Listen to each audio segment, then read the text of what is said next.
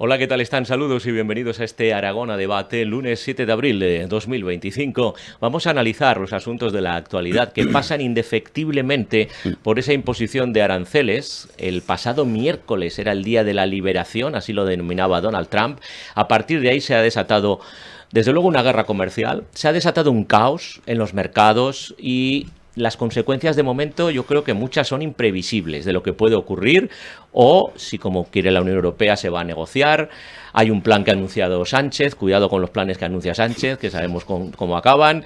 También el gobierno de Aragón se ha posicionado, preocupación máxima decía Azcón el pasado viernes. En definitiva, que es un tema tan amplio, con tantas derivadas, con tantos actores, que merece no un programa, estamos dedicándole casi todos los programas de esta casa porque es realmente un tema grave. Eso yo creo que estarán de acuerdo. Empezaremos por ahí nuestros invitados de hoy para analizar esta situación. Óscar Adame, economista, ¿qué tal? Buenas tardes. Bienvenido. ¿Qué tal? Muy buenas tardes, gracias por estar. Y Marisa Rada, consultora financiera, buenas tardes. Buenas tardes, Vicente. Empezaría por ahí y luego vamos desgranando porque afecta, como digo, a muchos actores, tanto a nivel regional, nacional, europeo e internacional. Y autonómico. Pero estamos hablando de un tema realmente serio, grave por sus repercusiones, o incluso por el cambio de paradigma que he leído yo este fin de semana que supone en la economía y el comercio mundial. Absolutamente. Estamos en un periodo, desde el punto de vista económico, muy interesante. Vamos a ver qué derivadas, qué consecuencias tiene, pero desde luego también es preocupante pues, por todas las consecuencias imprevisibles que puede acarrear, ¿no? Hay que partir primero, considero, ¿no?, del contexto, para intentar por lo menos saber cuáles han sido los condicionantes previos, por lo menos así, visto de fuera. Hay que, desde que ha venido a la administración de Estados Unidos el presidente Trump, ¿no?, ha querido cortar de raíz lo que es el déficit público que está teniendo, por eso fichó en este caso a Elon Musk con unos planes, vamos, totalmente disruptivos para cortar poco menos que el déficit público a la mitad, además en poco tiempo. Hay que también tener en cuenta que este país, Estados Unidos, tiene un nivel de deuda muy abultado. A nivel absoluto es el mayor del mundo. Son nada menos que un 120% del PIB, son casi más de 36 billones de dólares, hablando en términos, digamos, españoles o trillions, que le llaman ellos, ¿no? Los principales tenedores de deuda, por ejemplo, también extranjeros, pues quedan en manos de Japón y de China, por este orden, que esto es una derivada que también lo comentaré, aunque sea de pasada, posteriormente. Y luego también, sobre todo, pues el déficit comercial que tiene. Entonces, aquí Trump quiere terminar con esto. Esto es una patada en el tablero, como bien habéis indicado, ¿no? Quiere tender, pues, a la práctica autarquía, con aquello de American First, pues bueno, pues ahora sí que lo quiere aplicar a rajatabla. De hecho, noticias creo que es de ayer, pues como sabe que todo esto va a crear cierta crisis, cierta estanflación, ha pedido paciencia a los norteamericanos, diciéndoles o vendiéndoles que puede ser una buena apuesta a largo plazo para ellos. Me gustaría dar algunos datos también para seguir contextualizando. Ahora mismo el tipo efectivo que están soportando las importaciones en los Estados Unidos, estamos hablando de un 3%, ¿no? Entonces ahora quiere aumentarlos hasta una media de un 25%. Apareció con las tablas, con las famosas tablas, que parecían las tablas de Moisés. Cada país, cada continente tenía el suyo, pero vamos, el tipo medio se va a quedar prácticamente en un 25%. Según estudios que han hecho de prisa corriendo prácticamente, han indicado que cada 1% que se incrementa en el tipo de medio de los aranceles va a repercutir en un incremento de precios de un 0,1% y en una bajada o descenso del PIB de un 0,1%. En plan brocha gorda, esto le puede suponer que para este año puede suponer un incremento adicional de la inflación de un 2% en Estados Unidos y una bajada o un menor descenso de un 2% en el PIB a nivel nacional. Luego también es curioso lo que he escuchado también varios economistas de la fórmula un poco peculiar que ha obtenido, de la fórmula de cálculo para aplicar estos aranceles, que dice: el déficit comercial se divide por importaciones, se sube de lo que salga de esta división, se divide entre dos. Para decir, oye, soy muy magnánima. Cuenta de la vieja. Pero y ahora es donde quiere ir a lo importante, ¿no? Hay todo esto es como una cortina de humo, porque hay una intención detrás, que parece que públicamente nos ha dicho, es la oleada de vencimientos de deuda millonarios que va a tener pues el Tesoro o la contabilidad norteamericana. Forzar a la Fed, a la Reserva Muy Federal, bien, ahí es donde iba yo. Ahí es donde iba yo, efectivamente. Pues a modificar los tipos, la bajada de tipos y reducir costes al erario norteamericano. Exacto. Ahí es donde es un dato yo considero muy importante. Marisa, tu primer análisis. Estoy totalmente de acuerdo con lo que ha expuesto Óscar hasta el momento. Yo creo que el fin último de toda esta revolución, lo que pasa que no sé hasta qué punto lo va a poder... mantener, ¿quieres decir? Lo va a poder conseguir. O conseguir. Bueno, también porque, se habla de si lo mantendrás. Yo estuve escuchando ayer a una persona que no había oído en mi vida, que es el primer ministro de Singapur, Lawrence Wong. Yo tampoco tengo el gusto. Pues en 3 minutos, ¿sí? En 3 minutos expone al país cuál es la situación como consecuencia de los aranceles. De los aranceles. Bueno. Pero no consecuencia de los aranceles, lo que dice que estamos en una nueva fase. Sí. O sea, porque han abandonado, digamos, lo que es la tendencia al libre comercio, que era el pilar de Estados Unidos, ¿no? Y entonces ahora entramos en una nueva fase que dice que la llama arbitraria, proteccionista y peligrosa. Entonces no quiere alarmar, pero sí que hace una comparación con los años 30. Sí, esa comparación la he leído yo también este y dice, bueno, ya sabemos que allí... Que al final las tensiones son peligrosas las analogías. Efectivamente, las tensiones acabaron mal. Pero sí que es verdad que hubo políticas proteccionistas en aquellos años. Entonces lo que dice es eso, que es un cambio absoluto han abandonado totalmente su tendencia y han pasado a una autocracia que no sabemos cómo nos va a impactar a nivel mundial. Y lo que me parece más curioso de todo lo que he estado viendo sobre el tema, porque la verdad es que es muy difícil seguir estos temas internacionales desde otro país, porque siempre se te pierden cosas. Sí, claro. Estoy siguiendo al CEO de una de las grandes empresas inversoras de Estados Unidos, que es 100% trumpista. Lleva cada día, o sea, para que os hagáis una idea, este es el tuit de hoy. Ese testamento. Este testamento es el tuit de hoy. Pero es que lleva desde el miércoles mandándole un tuit a Trump cada día. Cada día le manda un tuit. ¿Y en qué tenor? ¿Con qué sentido? Pues en el sentido de que reflexione, de que dé un plazo de 90 días para poder negociar, que es verdad que hay que revisar el sistema e impedir que Estados Unidos pueda resultar, digamos, dañado, ¿no? Por la situación económica internacional, pero que no puede hacer tabla rasa, tratar a todos los países por igual y bueno, como diciendo que es muy bien, ¿no? A nivel Excel, que digo yo, el Excel lo aguanta todo, muy bien la idea, pero a lo mejor la idea hay que madurarla antes de llevarla a cabo. Claro, lo que pasa es que empiezas, si él quiere una negociación, empiezas dando una patada al tablero.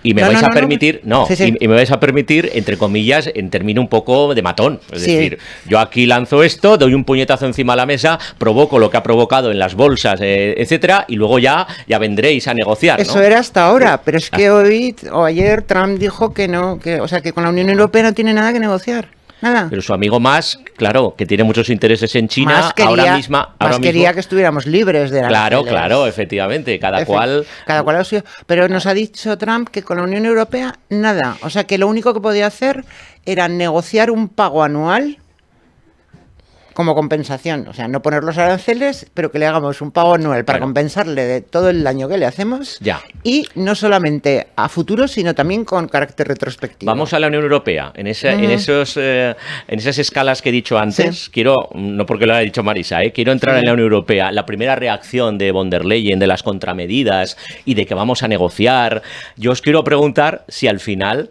esto de tú me pones aranceles, yo te pongo más, si es lo adecuado. Y una segunda pregunta, porque ya hay alguno que está diciendo, no, es que ahora va a ir a hablar Meloni por separado y va a hablar de su aceite de oliva, y va a ir Francia por otro lado y Alemania por otro lado. ¿Cómo veis, cómo estáis viendo la reacción de la Unión Europea y a vuestro juicio cómo debería ser? Claro. Bueno, partiendo de la base, lo que estábamos enlazando nada más también con lo que indicaba, claro, el señor Trump es un hombre de negocios y es una apuesta de máximos. Es un empresario. Exactamente. Entonces, y claro, es una guerra de máximos que quiere abrir lo que es una guerra de divisas. Una guerra monetaria, todo esto estamos hablando ya de política monetaria. Con todo esto, además, también, también está pasando algo que está habiendo también corrimiento de dinero de Estados Unidos hacia Europa, ¿no? Estamos ahora mismo en un entorno que se puede hablar prácticamente de un reseteo monetario. También hay que pensar que muchos países, pues bueno, están empezando a dejar de utilizar el dólar, se está yendo más a la inversión en oro, que también se supone un valor refugio, y esto. El tema de Europa, bueno, Europa como siempre nos va a pillar en medio, entre China y entre Estados Unidos nos va a pillar en medio. De momento esto nos puede afectar en casi medio punto en PIB, en coste en PIB.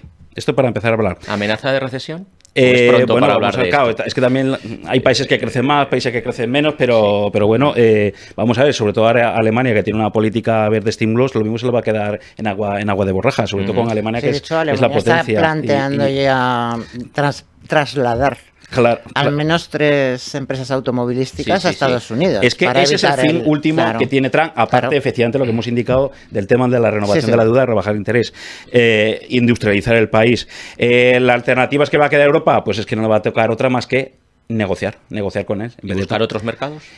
Ese es el siguiente punto. Es que son varias. Es abrir nuevos mercados y luego también una mayor integración interna entre los diferentes países de Europa que son muy heterogéneos. Y luego también, sobre todo, me gustaría poner en valor, claro, esto me recuerda una frase de no sé qué hombre de negocio norteamericano en una empresa cuando decía, Europa, muchos estados, muchos políticos, como mucha burocracia. Entonces ellos es un país más grande.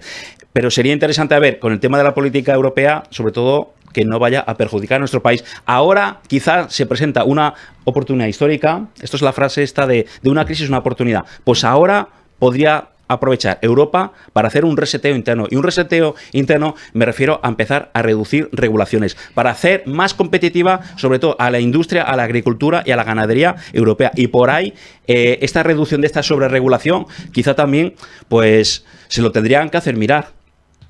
Si Estados Unidos quiere hacer un reseteo y dar una patada en el tablero, pues quizás es hora de que Europa se fortalezca a sí misma. Y aquí estamos hablando, pues esto, de reducir regulación, sobre todo al sector primario, que lo está prácticamente hundiendo, y también, ojo, que también esto se está advirtiendo, se puede inundar esta misma mañana en varios medios de comunicación, pues se está hablando incluso de que esto se puede inundar Europa de productos chinos.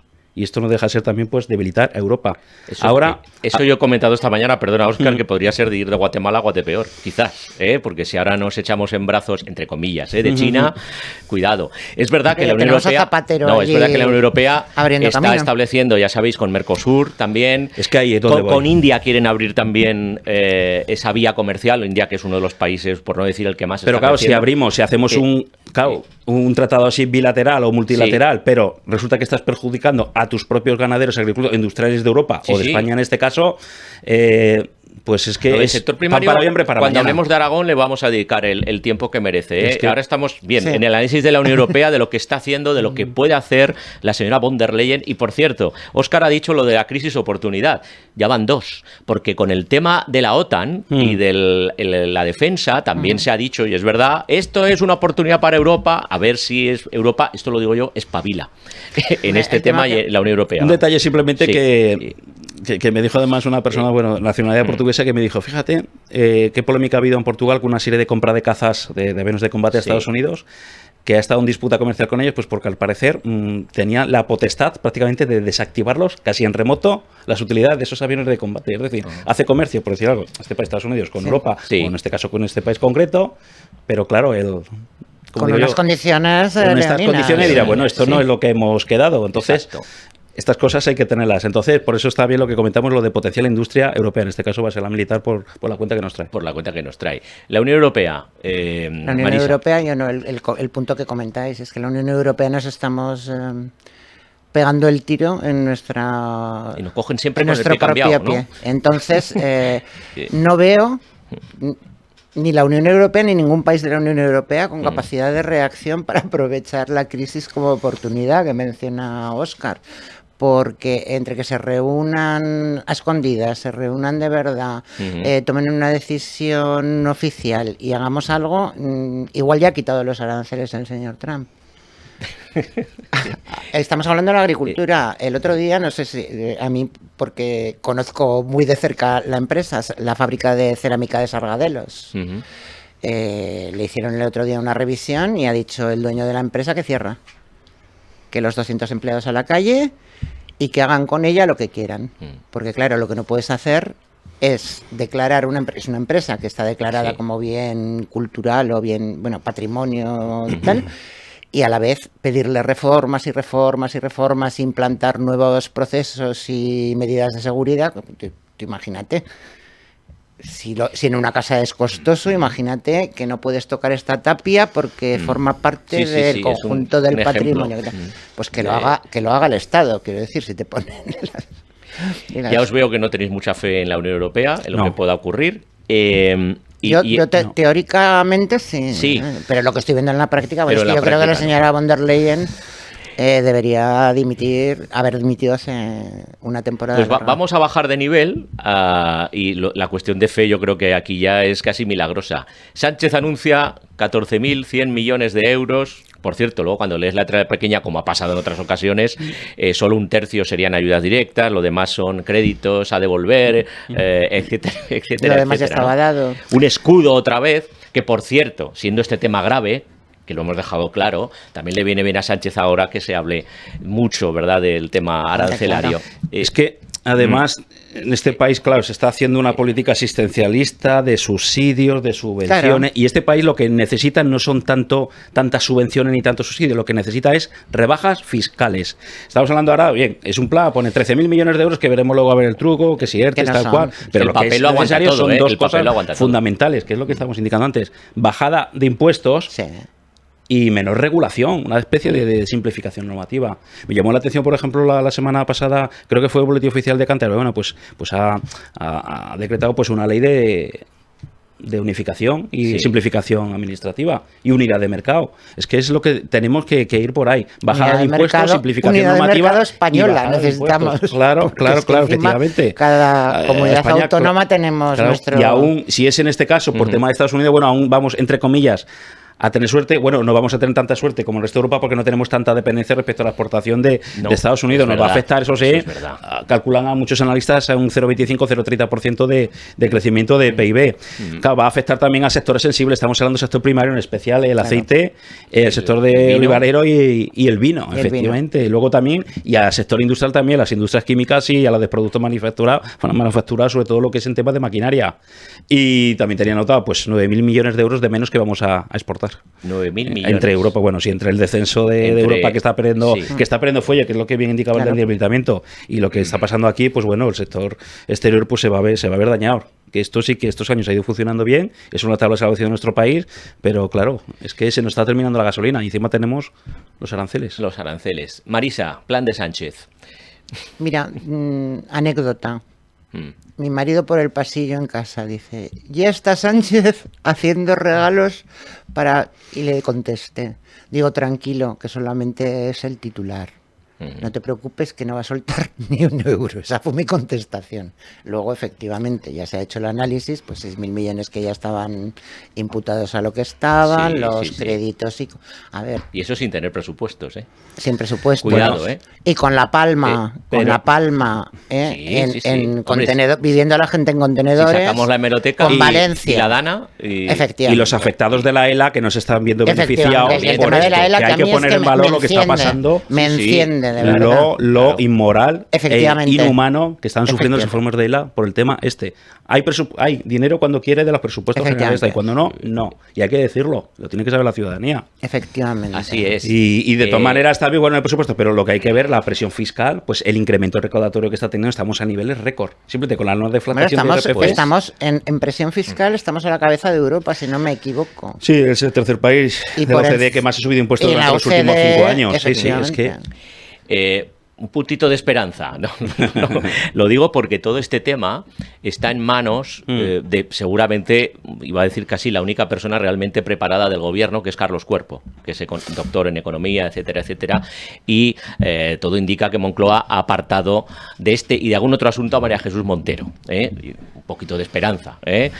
No, lo digo porque el ministro Cuerpo es de lo más salvable del gobierno. Es de lo más salvable, pero su capacidad de actuación, cuando tienes como líder a un perfil como el de Pedro Sánchez, tiende a cero, quiero decir. Sí. Pero bueno, ya se ha hablado de varios encontronazos que tuvo con... Pero más conocimiento del tema y más, seguramente, mano izquierda. Yo es lo que se ha publicado, incluso con el Partido Popular, para hablar de estos temas. Hombre, por supuesto.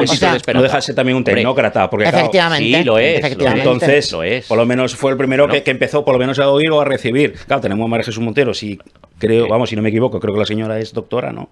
Entonces, claro, no es médico y no ha ejercido. Con todo respeto para todo el mundo, por supuesto. No ha ejercido en su vida de médico ni de nada. Carlos Cuerpo tiene otro doctorado. Claro, de tema monetario, tema fiscal, tema financiero. Yo, de hecho, la primera vez que escuché una intervención de Carlos Cuerpo después de un Consejo de Ministros, dije, madre mía, tenemos a una persona que sabe de lo que efectivamente, habla. y no porque es una sorpresa. Y no la ministra de Mopongo. En este Consejo de Ministros. Y de tantos y tantos ejemplos. Lo que pasa es que, como bien indica, claro, es que está atado, en este caso, si tienes una regulación que estamos haciendo un dogma de fe de todo lo que venga de Europa, somos el país más purista con cualquier directiva que venga de la Unión Europea. Por supuesto restrictivo, pero para todo, para todo. Entonces, vamos a Aragón. Es verdad que tiene una idiosincrasia particular. El presidente Azcón ya se reunió hace 3-4 semanas con el sector del vino, que estaba ya, antes de que anunciara Trump el concreto los aranceles, muy preocupado por la situación. La vicepresidenta Mar Vaquero lo ha dicho también en días recientes, se podría triplicar el precio del vino en Estados Unidos. Estamos hablando de un sector muy importante para Aragón. Creen que podrían perder un 14% de la facturación, aunque es verdad que en términos generales no exportamos demasiado a Estados Unidos. Sería el vino, aceite de oliva y todo dentro de un sector primario, que es lo que quería traer, muy castigado ya por otras muchas cuestiones, ¿no? Esto es para ellos como ya lo que faltaba, ¿no? La expresión coloquial, la rematadera de todo, la gota que colma el vaso. Óscar. Sí.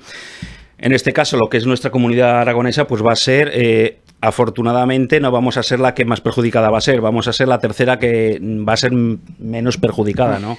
Solo superada por Canarias, no sé cuál es la otra comunidad autónoma. No tenemos en este sentido tanta dependencia, es decir, solo se exporta el 1,7% de las exportaciones aragonesas va a Estados Unidos, ¿no? Fundamentalmente se va a ver perjudicada el sector del aceite y el sector del vino, ¿no? Junto, ojo, también a las empresas de los componentes de automoción, todas las subcontratas que tenemos aquí en Aragón, es otro sector. También es interesante lo que son las patronales y el clúster del sector agroalimentario, ¿no? Pues poniendo ya sobre la mesa todo lo que hay que poner, como es abogar por unas campañas nacionales de difusión de alimentos de Aragón. Aquí ya hay que agudizar el ingenio, hacer verdadera labor de marketing, hay que hacer una mayor promoción exterior, pero por todo el mundo, y aparición en más ferias, sobre todo lo que es el mercado europeo, y luego, pues seguir buscando mercados alternativos, pero ya estamos hablando a nivel mundial. Eso sí, yo insisto con lo que comenté antes, el sector agroalimentario es que se está viendo muy perjudicado por las políticas comunitarias que a pie juntilla estamos siguiendo desde España y por consiguiente también en Aragón. Es que nos están debilitando, sobre todo con las importaciones que estamos haciendo pues a Marruecos, por ejemplo. Es que para mí es un misterio, o sea, el hecho de ahogar, porque lo están ahogando a nuestro sector primario. La burocracia también.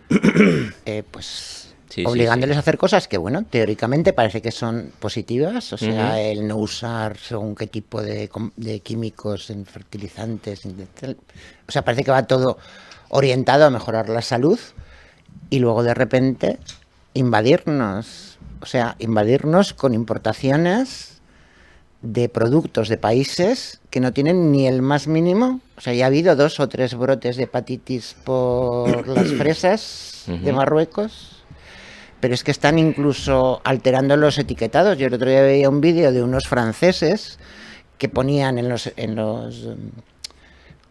tomates, ponían tomate español y ellos miraban la caja y levantaban la etiqueta y era producido en Marruecos.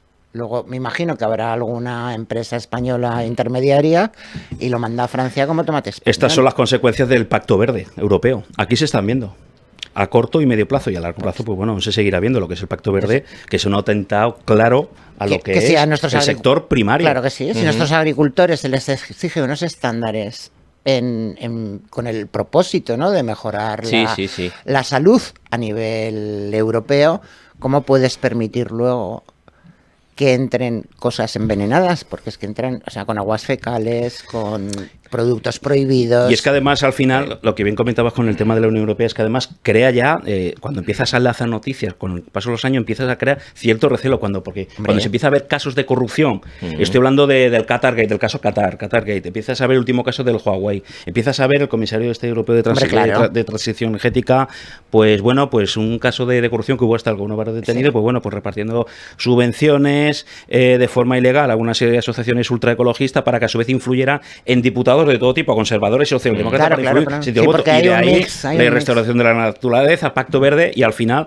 pues bueno, pues tenemos el enemigo en casa, o en este caso Bruselas, pero bueno, que también hay representantes españoles allí, socialdemócratas y conservadores. Y pasa lo que pasa. Nos quedan unos 5 minutos. Quiero llegar al segundo tema, aunque solo sea una pequeña pincelada, porque el tema de los aranceles seguiremos hablando con total seguridad, y creo que hemos analizado bastante bien, gracias a nuestros dos invitados, cómo está la situación. Veremos cómo evoluciona. Reparto de menores migrantes. No voy a introducir mucho porque la audiencia lo sabe y los contenidos también. Guerra judicial y política entre el Gobierno de Aragón y el Gobierno de España, porque el Gobierno de Aragón ha recurrido esa solicitud de información y bueno, en Moncloa pues estaban en pie de guerra. ¿Cómo hacen esto? Esto es porque se abrazan a la ultraderecha, etcétera, etcétera. ¿Y cómo veis rápidamente esta guerra judicial y política ahora mismo por el tema de los migrantes? Si ponemos en contexto o contextualizar, que es a lo que, por lo menos, ver las condicionantes iniciales que hay, teniendo en cuenta que hay 3 millones de españoles viviendo en el extranjero. Muchos de ellos, pues bueno, pues sobre todo los jóvenes que han estudiado sus carreras universitarias, sus grados de formación profesional, pues por culpa de unas malas condiciones que hay, económicas y salariales, pues tienen que ir del país. Y es una fuga de talento, aparte que hemos invertido en ellos. Y estamos importando, pues, un montón de personas que, por supuesto, que pueden hacer falta, pero sin ningún tipo de control previo. No se hace ningún filtro. Otros países como Australia, como Canadá, Nueva Zelanda, pues recoge o acepta personas de otros países, pero con unas necesidades muy concretas que demanda el tejido productivo. Aquí en España no, aquí vale cualquier cosa. Hay una política fronteras abiertas que esto lo que hace es un efecto llamada, y luego pasa lo que pasa, es un enfoque totalmente reactivo. En vez de empezar a hablar con Europa, poner más medios para atajar la inmigración ilegal, que buena parte de ello pues está viniendo de las costas saharauis y las costas de Marruecos, que además la mayor parte pues son varones, como digo yo, en la edad militar. Solo creo que es un 5% son de menor de edad y solo un 8% de mujeres, ¿no? Y claro, tenemos ahora pues lo que tenemos. Si hace un año la propia portavoz del Gobierno, Pilar Aguilera, a la sazón secretaria general aquí en Aragón, ya decía expresamente que eran competencias exclusivas del Estado el tema de las fronteras y la política de inmigración, ahora resulta que por un lado tenemos la ley, esta proposición de ley, no proyecto de ley, proposición de ley para dar competencias a Cataluña, con los problemas que esto puede dar, incumpliendo, esperemos que se vea el artículo 149. Creo que ha sido uno de los pocos puntos en los que Marlaska se ha enfrentado, fíjate. Claro, es que si el artículo 149 es una competencia exclusiva, que es que lo dice claramente la Constitución.